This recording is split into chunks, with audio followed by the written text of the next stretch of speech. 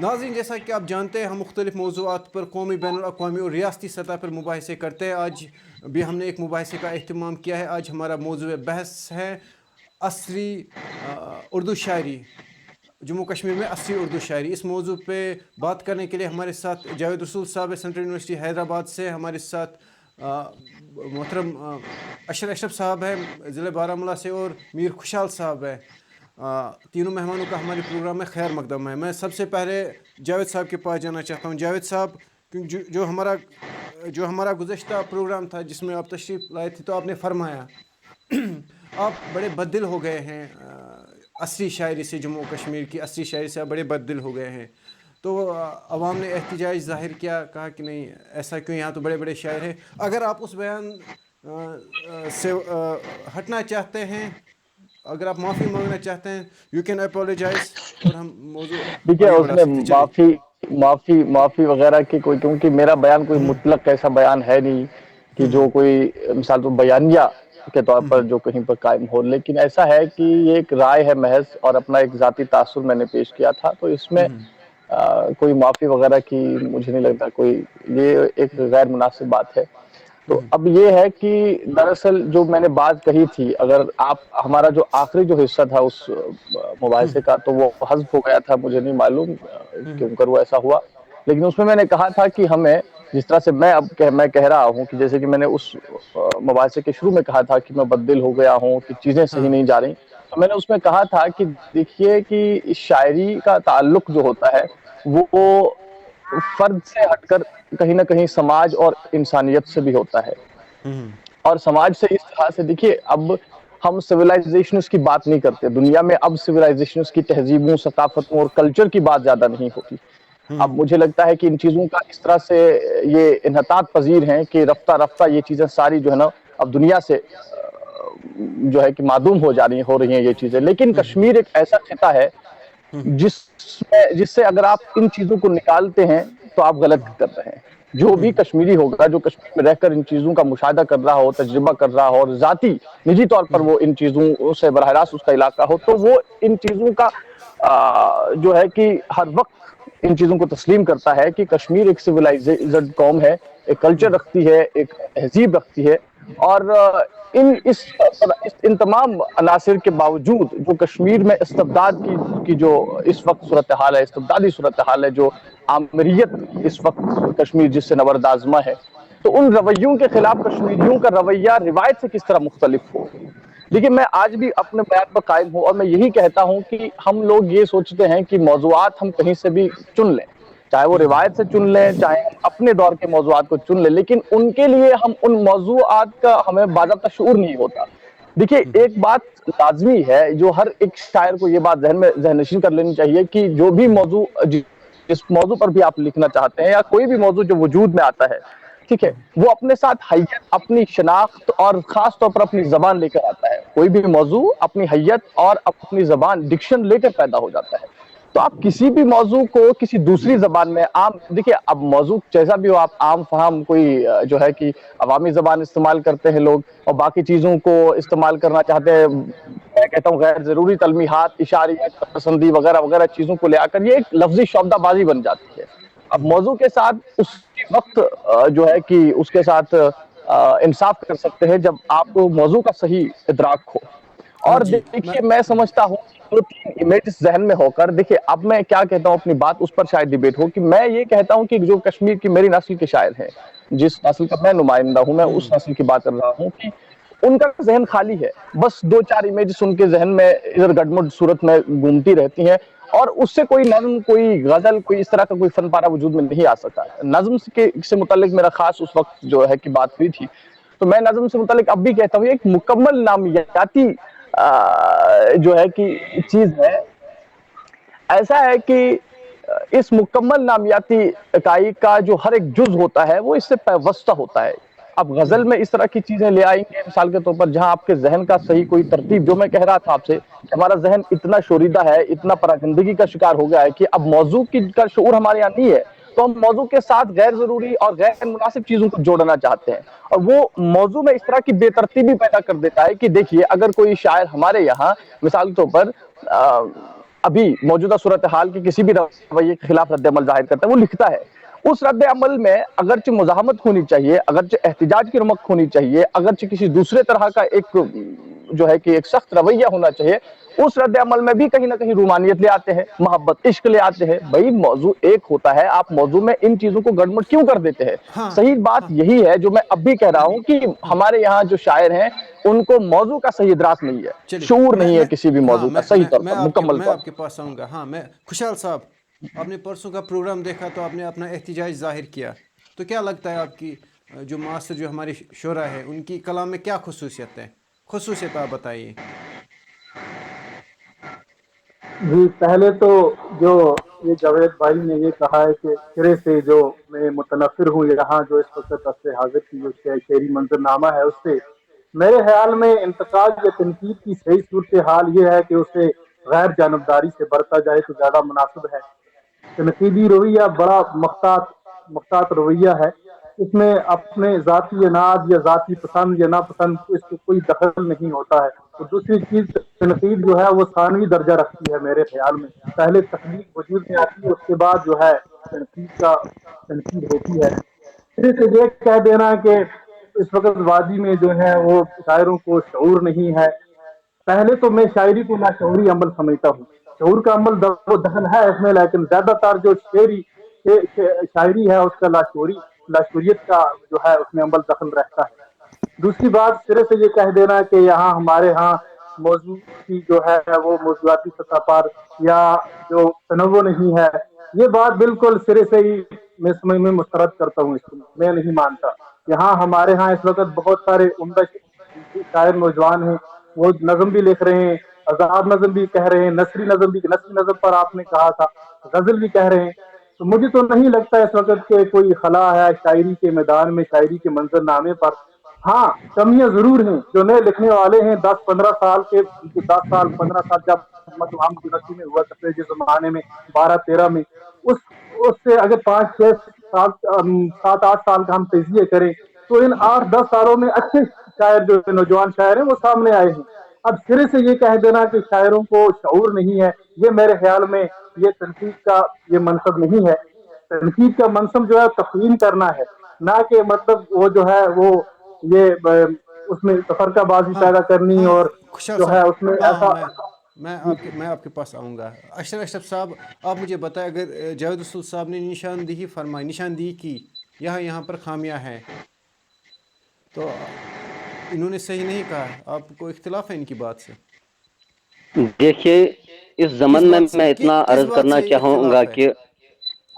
कि जी, मुझे जावेद रसूल साहब की अगर देखा जाए जो उन्होंने कहा, क्योंकि मैं खुद लिखता हूँ, यहाँ इख्तिलाफ और मुत्तफ़िक होने की कोई बात नहीं है। यहाँ जो बात हो रही है ये अदब के साथ अलाक़ा रखती है, अदब के साथ मुताबिकत रखती है। जहाँ उन्होंने ये कहा है कि सबसे पहले मैं जब प्रोग्राम हमारा इब्तिदा हमारे प्रोग्राम की हुई थी, जावेद साहब इसमें प्रोग्राम में जुड़े हुए नहीं थे उस वक्त, मैंने पहले कहा था कि शेर जो होता है, जब हम शायरी की बात करते हैं तो हमारा जहन जो होता है सीधे तौर पर एक गजल की हैत पर जाता है, क्योंकि यहाँ रियासत जम्मू कश्मीर में ज्यादा लोग गजल लिख रहे हैं और गजल की तरफ मरगूब है। बुरी बात नहीं है, गजल लिखनी बुरी बात नहीं है, गजल नहीं, लिखनी कोई बुरी आप बात देखिए, नहीं नहीं मुझे है। मुझे बात खुशहाल साहब, नहीं, मैं मुझे आपके पास मुझे आऊँगा। बात रखने दे, खुशहाल मुझे साहब, बात रखने दे, हाँ खुशहाल मुझे साहब इनको पूरी बात बात करने करने दे। उसके मैं बाद वहीं पहुंचूंगा जहां पर आपने बात खत्म किया है, उसके वहीं पर बाद पहुंचूंगा। आपसे दूसरी, देखिए, मैं पहले एक बात चीज करने कहना दीजिए। चाहूंगा कि शायरी को हमने समझना होता है। जो जावेद साहब कह रहे थे अपने प्रोग्राम में, उन्होंने कहा कि हमें सबसे पहले शायरी को दो मिसरों से अलग उसके डिस्कोर्स में जाकर, उसके सही डिक्शन में जाकर समझना होगा कि उसको हम शेरियात के रूप से कहते हैं, शेरियात के मानवीयत के तौर पर हमने उसे समझना होता है कि शायरी किस चीज से बनती है। मैंने पहले भी अर्ज किया था कि हम, जावेद रसूल साहब ने अपने प्रोग्राम में कहा था कि आज की शायरी को, जिसको हम जदीद शायरी का नाम देते हैं, उसको हम क्लासिकियत के साथ या क्लासिकी शायरी के साथ या उसका हम पला करार नहीं दे सकें। इसकी वजह जावेद साहब ने नहीं बताई। सबसे पहले हम उन अनासिर को जानने की कोशिश करेंगे कि किन अनासिर की बुनियाद पर, किन खूबी खामियों की बुनियाद पर हम इस मुआसिर शायरी को क्लासिकियत का हम पला नहीं कह सकते। सबसे पहले देखिए, शेर में दो मिसरों का आपस में मानवी रबत के साथ साथ लफ्जियात का आहंग होना जरूरी है। लफ्जियात का आहंग होना जरूरी है। एक गजल के शेर में आपने जिस तरह के ख्याल को मौजूए बहस बनाया है, आने वाले तमाम शेर जो उस गजल के होंगे वो उसी आहंग और उसी वजन के साथ साथ, जो कि जरूरी है, आहंग के साथ आगे बढ़नी चाहिए और गजल में एक तरन्नुम होना चाहिए। तो इसको हम बंदिश अल्फाज कहते हैं। तो बंदिश अल्फाज का जो मतजानुस होना, यह मुस्तनद शायरी के लिए करार दिया जाता है। अगर ये चीज आपकी शायरी में नहीं है, अगर मेरी शायरी में ये चीज नहीं है, अगर खुशहाल साहब की शायरी में ये चीज नहीं है, अगर ये किसी क्लासिकी शायर की शायरी में नहीं है, तो वो क्लासिकियत के दर्जे से बाहर की जा सकती है, क्लासिकियत के दर्जे की सतह से उस पर नहीं उतर सकती है। शायरी के लिए इस चीज का होना जरूरी है।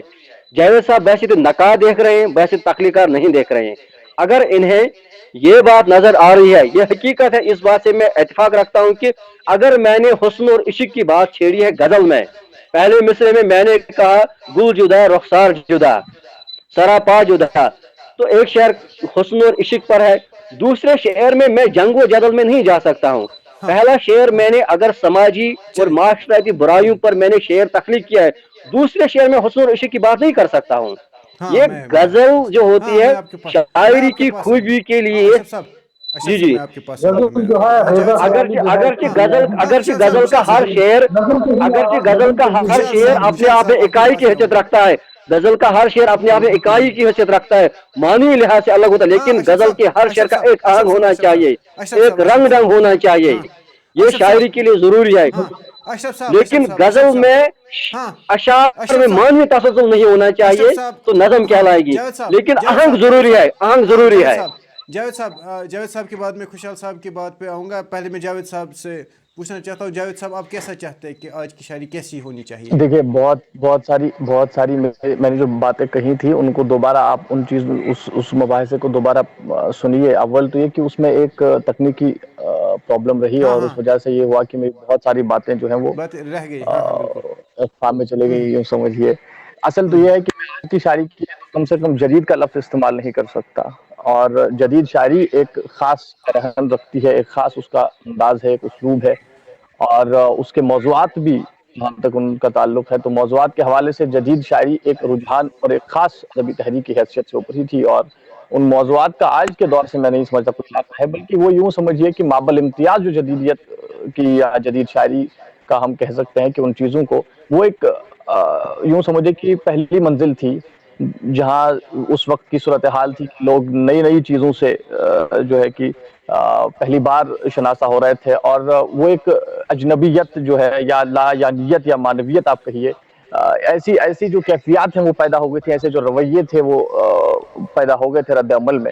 और ख़ास तौर पर ये कि मैं जब से, जैसा कि मैंने कहा कि वो शुरू में उन चीज़ों से आदमी जो है कि पहली बार उनका मुसाबका हो रहा था, लेकिन अब उस स्टेज तक जिंदगी पहुंची है, वो मामूलात उस स्टेज तक पहुंचे, उस मरहले, उस मंजिल तक पहुंच चुके हैं कि अब हम उन चीज़ों से इस कदर मानूस हो गए कि वो हमारे लिए कोई गैर हमें महसूस नहीं होते, हमारे लिए कोई इस तरह की चीज़ें नहीं है। लेकिन अब ये है कि मैं बात असल में कर क्या रहा था, जहाँ तक अच्छा क्लासिकियत के हवाले से उन्होंने बात कही, तो इन्होंने कहा कि आज के दौर में क्लासिकियत, देखिए क्लासिकियत और आज की शायरी का आप तवाज़ुन कैसे कर सकते हैं, आप उसका मुहासबा कैसे कर सकते हैं, उसके लिए एक इदराक होना बहुत जरूरी है। मैं बार बार जिस फिक्री, जिस शऊर की बात कर रहा था, जिस पुख्तगी की बात कर रहा था, जिस फहम-ओ-इदराक की बात कर रहा था, वो असल में इलाक़ियत रखती है मौजू, और फन तो अलग चीज है। मैं हैयत के हवाले से बात नहीं करूंगा।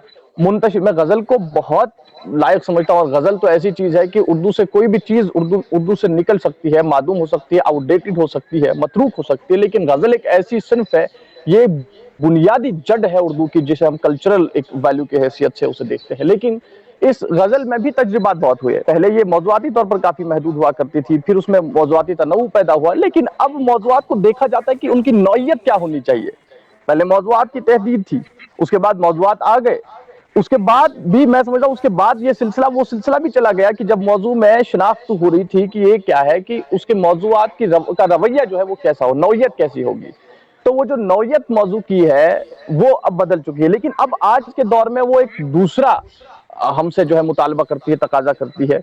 وہ یہ کہ آج کے دور میں موضوع کا شعور ہونا بہت ضروری ہے. یہ تو ہر دور میں تھا لیکن آج کے دور میں بڑا حساس، کیونکہ آج کا دور ایسا دور ہے کہ بھائی آج فلسفے کا کوئی غالب رجحان نہیں ہے، آج دوسرے علوم کا کوئی غالب رجحان نہیں ہے. ٹیکنالوجی کا ہم پر اتنا ایسا تسلط ہے کہ اب ہمارا ذہن، ہمارا دل، ہماری روح، تمام چیزیں اس کے ساتھ ہی متوسطہ ہو گئی ہیں. تو اب یہ چیز ہے کہ موضوع کا ہونا بہت ضروری. لیکن میں بات اصل میں یہ کہہ رہا ہوں کہ جو آج کی شاعری ہو رہی ہے، چاہے غزل میں ہو چاہے وہ نظم میں ہو، دیکھیے آپ کن موضوعات پر لکھ رہے ہیں وہ حیت، فن، ان تمام چیزوں کی بنسبت زیادہ معنویت وہ چیز رکھتی ہے. میں موضوع کی بات کر رہا ہوں کیونکہ خاص طور پر جب آپ کوئی شعریات ترتیب دیتے ہیں، اس کا علاقہ براہ راست موضوعات سے ہوتا ہے، اس عہد کی حیثیت اس کے شعور سے ہوتا ہے. اب جب یہاں ہمارے یہاں کے شاعر، اور دوسری بات، شعریات پہلے مرتب نہیں ہوتی. شعریات جب شاعری لکھی جاتی ہے، جب وہ ایک ایسے اس مقام تک پہنچ جاتی ہے کہ جب ہم کہہ سکتے ہیں کہ کسی نہ کسی طرح کا وہ شعور پوری طرح سے شاعروں کے یہاں آ چکا ہے، وہ پوری اس چیز سے ہم آہنگ، ان کی اس حیثیت سے ہم آہنگ ہو چکے ہیں، تو اس کے بعد شعریات کی ترتیب جو ہے وہ ہو سکتی ہے. یہ ہے کہ آج کے دور میں آپ شعریات لکھنے بیٹھیں گے تو کن موضوعات کو لے کر شعریات لکھیں گے، کون سے موضوعات شاعری میں بڑھتے جاتے ہیں. میں یہ بھی کہتا ہوں، دیکھیے مابعد جدیدیت نے کیا کہا، اس نے کہا کہ ہمیں آئیڈیالوجیز پر کوئی بھی جو ہے کہ پابندی نہیں رکھنی چاہیے. آئیڈیالوجیز جس طرح کی بھی ہوں، فرد اس حوالے سے بالکل آزاد ہے کہ وہ جس آئیڈیالوجی کے ساتھ اپنے آپ کو وابستہ کرنا چاہے وہ کر سکتا ہے. موضوعات جس بھی آئیڈیالوجی سے متعلق، جس کسی بھی نظریے، تصور سے متعلق ہوں، وہ بڑھ سکتا ہے. کوئی اس میں کوئی تحدید، کوئی اس میں پابندی نہیں ہے. لیکن ہمارا دور پھر بھی، ہمارا دور اپنے اپنے مخصوص موضوعات رکھتا ہے، اور ان مخصوص موضوعات سے متعلق جدیدیت کا شمس الرحمن فاروقی آپ سے کچھ نہیں کہہ سکتا. اس مخصوص موضوع سے متعلق گوپی چند نارنگ صاحب بھی آپ کو زیادہ نہیں کہہ سکتے، ہاں کیونکہ ہاں ہاں آپ اس جنریشن سے، دیکھیے آپ، ہمارا علاقہ اس جنریشن سے ہے، ہم اس نسل کے نمائندہ ہیں کہ جو باضابطہ طور پر براہ راست ان چیزوں کا مشاہدہ کر رہی ہے. ہاں اور جی جی بالخصوص جو کشمیری لوگ ہیں، ہوں بالکل ڈفرنٹ طرح کی سچویشن سے نمبردار ہوا ہے. جی تو جی اس جی جی سچویشن میں ہاں میں زندگی کیسے گزر رہی ہے اور زمانہ جی کس طرح کا ہے، اس کا شعور ہونا جی جاوید بہت ضروری ہے. جی جاوید موضوعات صاحب، ہاں میں آپ کے پاس آؤں گا دوبارہ، میں آپ کے پاس آؤں گا. خوشحال صاحب، کیا کیا اختلاف ہے آپ کا اشرف صاحب نے جو کہا، اس پہ کیا اختلاف رکھ رہے ہیں آپ؟ نہیں، اشرف صاحب سے کوئی اختلاف نہیں ہے میرا. البتہ یہ جو ہے کلاسیکل شاعری اور جدید تر شاعری کا موازنہ میرے خیال میں یہ خام سی چیز ہے، یہ ایسی فضول سی بات ہے، اس پر نہیں ہو سکتا. دوسری بات جو جاوید رسول صاحب بتا رہے ہیں کہ مطلب موضوع کی سطح پر، یہ تو بالکل درست فرما رہے ہیں. موضوع کی سطح پر کہ جدت کس طرح لائی جائے اور نئے موضوعات ہیں ان پر کس طرح. لیکن کیا ایک نکات جو ہے وہ یہ مطلب یہ سوچ سکتا ہے آپ نے جو نظریات، خیالات کسی تخلیق نگات پر کہ آپ جو ایسے ایسے موضوعات لکھیں، یہ تو نہیں ہو سکتا نا. تخلیقی عمل جو ہوتا ہے وہ ایک لاشعوری عمل ہے. میں یہ کہنے کی کوشش کر رہا ہوں. ہاں اس میں کچھ جو ہے شعور تو، جو ظاہر سی بات ہے، جو اس عہد میں جی رہا ہے، جو اپنے اندر جو ایک غیر یقینی صورتحال وہ کا شکار ہے، پورا ماحول جو ہے وہ ایک گرد و پیش کا جو ماحول ہے، اس کے اندر کتنی غیر یقینیت ہے، اس سے تو ہر تخلیق کار جو ہے وہ آگاہ ہے. لیکن اب یہ تھوپا نہیں جا سکتا کہ آپ ایسے موضوعات لکھیے، اس طرح کا ڈکشن اختیار کیجیے. یہ چیزیں میرے خیال میں مطلب نہیں ہے. دوسری بات، میرا خلاف اس بات پر ہے کہ اس دن انہوں نے کہا تھا کہ یہاں کی مطلب یہاں کشمیر کے شاعر جو ہے نئے لکھنے والے میں متنفر ہوں. اس بات پر پھر اور جو انہوں نے باتیں کی نظم کے سلسلے میں ان کا ہم خیال ہوں، ان کو پتہ ہے ہماری بات کی ہوئی ہے. میں خود بنیادی طور پر نظم کہتا ہوں، اس پر کوئی اختلاف نہیں. اختلاف یہ ہے کہ نئے لکھنے والے جو ہیں اس وقت موجود ہیں. اب جو نئے لڑکے 10-12 سال سے سامنے آئے ہیں، ابھی وہ ارتقائی مراحل سے گزر رہے ہیں.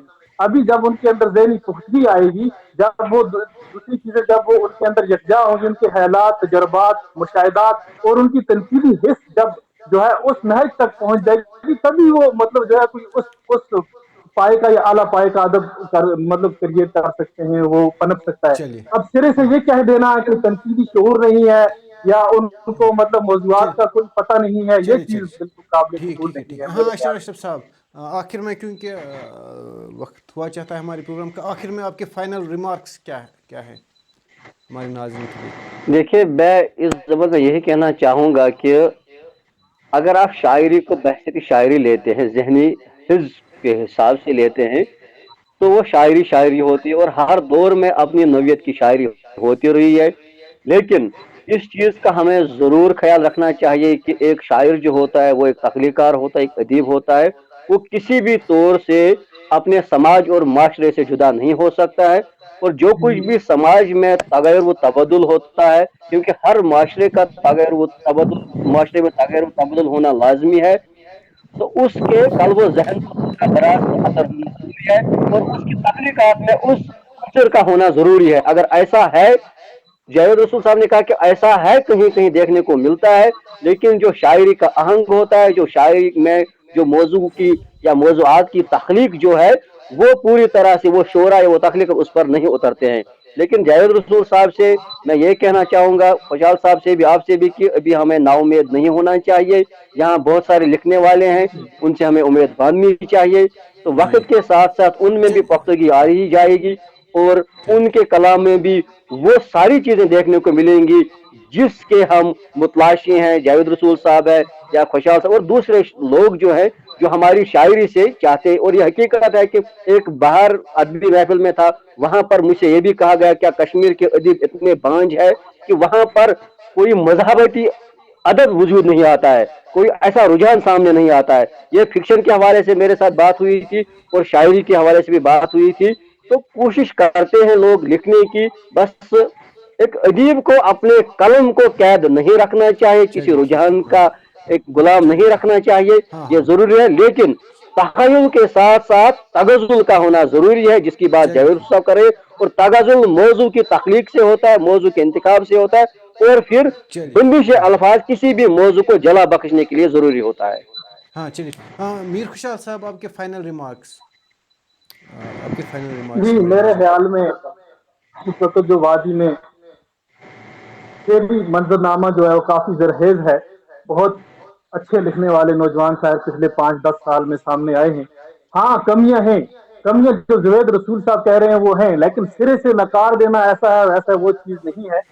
وہ اس وقت میں سمجھتا ہوں کافی زرخیزی ہے، جو نئے لکھنے والے ہیں جیسے جیسے ان کے اندر تبدیلی آتی جائے گی موضوعاتی سطح پر، وہ جتنے ان کا ذہن بالیدہ ہوتا جائے گا وہ اچھے موضوعات پر ہامہ فرسائی کریں گے، اور جتنی ان کی تنقیدی حص ہے وہ بیدار ہوتی جائے گی تو وہ اچھا ادب، اچھی شاعری لکھیں گے، اچھے شعر یہاں سے چلیے انشاءاللہ ہے امید کہ مطلب سامنے آئیں چلیے گے ٹھیک ہے شاعر۔ جی، جاوید رسول صاحب آپ کے فائنل ریمارکس، کنکلوڈنگ ریمارکس آپ کے۔ دیکھیے ہاں ہاں میں ایک بات کہوں کہ ابھی تک ہمارا جو ہماری نئی نسل ہے بالخصوص کشمیر کی، دیکھیے ہم جدیدیت کے حصار سے ابھی تک آزاد نہیں ہوئے، ذہنی طور پر اور موضوعاتی سطح پر، اور تخلیقی عمل تو چھوڑیے، خیر اس کے ساتھ ہمارا علاقہ تو ہے ہی نہیں، ہم اس میں بھی اپنی منمانیاں کرتے ہیں، لیکن ہم جدیدیت کے فن برائے فن، ادب برائے ادب اس حساب سے کب آزاد ہوں گے، کب نکلیں گے،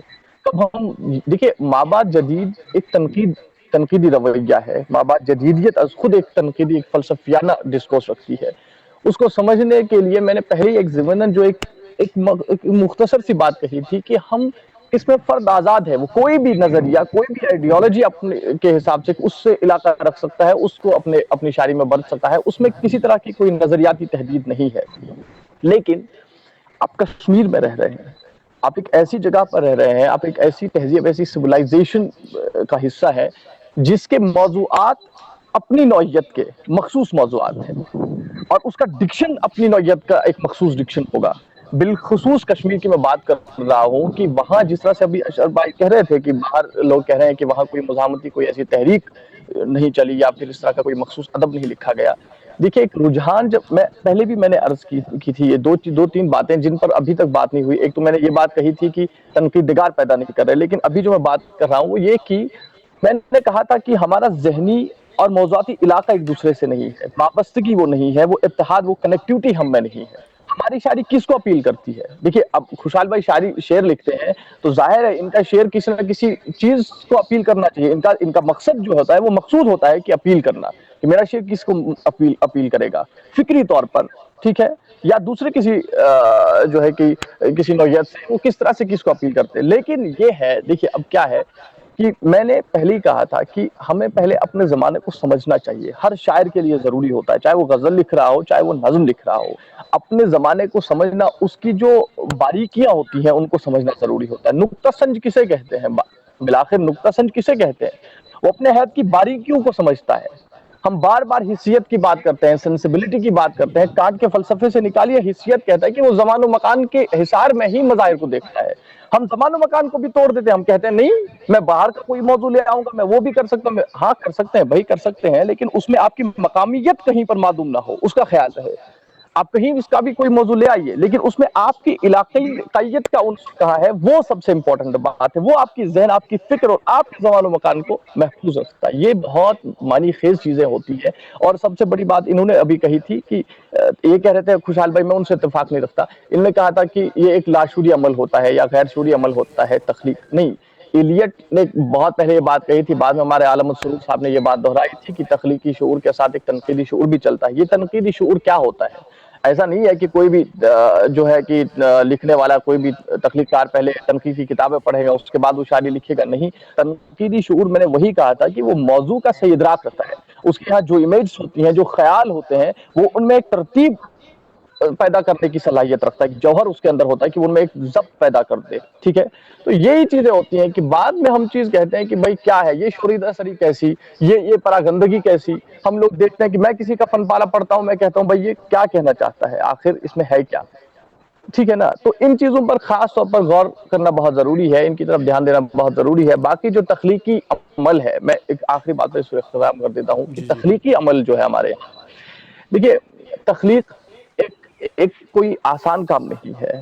آپ مجھ سے پوچھئے کہ مجھ سے ابھی ایک غزل کا ایک شعر نہیں ہو پاتا, تو میں کر سکتا ہوں. ایسا تک بندی جو کرتے ہیں, جو لفظی شعبدہ بازی ہوتی ہے, وہ میں بھی کر سکتا ہوں. جیسا کہ میں نے آپ سے کہا تھا کہ یہ دقیق سے دقیق یا گنجلک الفاظ کا انبار لگا دیجئے, یا پھر عوامی زبان کا استعمال کیجئے, تلمیحات و اشاریت وہ چیزیں لے آئیے آپ, اور اشاری ہو گئی. وہ لفظی شعبدہ بازی مجھ سے بھی ہو سکتی ہے, میں بھی کر سکتا ہوں. پی ایچ ڈی کر رہا ہوں, شاعری پر ہی کام کر رہا ہوں, کر سکتا ہوں. لیکن تخلیقی عمل باضابطہ طور پر آپ کو اندر سے, یہ ایک نچوڑ ہوتا ہے, آپ کی فکر کا نچوڑ ہوتا ہے, آپ کی حیثیت, آپ کے ادراک کا نچوڑ ہوتا ہے. تو ظاہر ہے کہ جب بھی آپ ایک شعر لکھ رہے ہیں, وہ شعر آپ کی فکر, آپ کی سنجیدگی کو جو ہے کہ عیاں کر رہا ہے, ظاہر کرتا ہے. مصنف کی موت جو نظریہ آیا تھا, وہ آخر میں کیا تھا؟ دیکھیے آپ کا فن پارا ہی آپ کی شخصیت کو ظاہر کرتا ہے. تو ظاہر ہے کہ ہمارا ادیب کتنا سنجیدہ ہے, وہ کتنا ادراک رکھتا ہے, کس حد تک ادراک اور فہم رکھتا ہے موضوعات کا. جب میں اس کی شاعری پڑھتا ہوں تو میں بہت بددل ہوتا ہوں, بہت ہی متنفر ہوتا ہوں کہ نہیں بھائی یہ وہ نہیں ہے, یہ اس میں کوئی سنجیدگی نہیں ہے, یہ موضوعات کو نہیں پڑھتا. اپنا مطالعہ کرنا بہت لازمی ہے. اور جب تخلیقی عمل, دیکھیے نظم کے حوالے سے اور غزل کے حوالے سے, دونوں کا تخلیقی عمل جو ہے وہ مختلف تقاضے اس کے ہیں. ٹھیک ہے, اب غزل میں دیکھیے کہ غزل میں بعض چیزیں ہوتی ہیں کہ اب, اور یہ بھی میں نہیں مانتا کہ مثال کے طور پر آپ اشاریت پسندی یا پھر علامیت کو لے آئیے اور اسی سے شاعری ہوگی, لیکن آپ براہ راست آپ کا تخلیق نہیں ہو سکتا. میں کہتا ہوں کہ ترقی پسندی نے جو شاعری کی تھی, وہ شاعری کم سے کم اتنی معنویت تو رکھتی ہے کہ آپ اگر ترقی پسندی کے باب کو ادب سے خارج کر دیجئے گا, تو اس کے بعد ادب کی پوری عمارت جو ہے وہ متزلزل ہو جائے گی. تو میں کہتا ہوں کہ براہ راست تفسیر بھی ہو سکتی ہے. آپ روزمرہ کی زبان میں براہ راست, بغیر کسی تلمیح کے, بغیر کسی دوسری طرح کے جو صنایع بتایا, کہ آپ شاعری لکھ سکتے ہیں, اپیل ہو سکتی ہے اس میں. لیکن نظم میں خاص طور پر ان چیزوں کا التزام ہوتا ہے کہ نظم, میں نے جب پہلے کہا تھا کہ مکمل نامیات اکائی ہوتی ہے. اس کے لیے لازمی ہے کہ آپ کے یہاں وہ فکری پختگی اور موضوع کا صحیح جی ادراک ہو, جی تبھی جی آپ جی مکمل طور پر ان جی خیالات کو منضبط جی کر جی سکیں. جی جی جی ہاں, ہمارے پروگرام کا وقت ہوا چاہتا ہے ناظرین, کیونکہ ہمارا پروگرام بالکل اختصار سے بھرا ہوا ہوتا ہے. لیکن اس میں صرف اختصار نہیں ہوتا, اس میں بڑی بڑی ایسے استاد شخصیتیں آتی رہتی ہیں, اور اپنے خیالات سے ہم سب کو سکھاتے رہتے ہیں, اور ہم سب ان سے استفادہ کرتے. یہی ہمارا فیوچر ہے, ہمارا مستقبل ہے, چاہے شاعر چاہے نقاد ہمارے, تو یہی ہے ہمارے مستقبل. میں تینوں مہمانوں کا, خاص کر جاوید رسول صاحب, اشر اشرف صاحب اور محترم میر خوشحال صاحب کا شکریہ ادا کرتا ہوں, تھینکس کہتا ہوں. آپ نے اپنے قیمتی وقت نکال کر ہمارے چینل کو بھی کچھ لمحے نوازے. انشاءاللہ ناظرین, کچھ اور مہمانوں سے کسی اور دن پھر آپ کے سامنے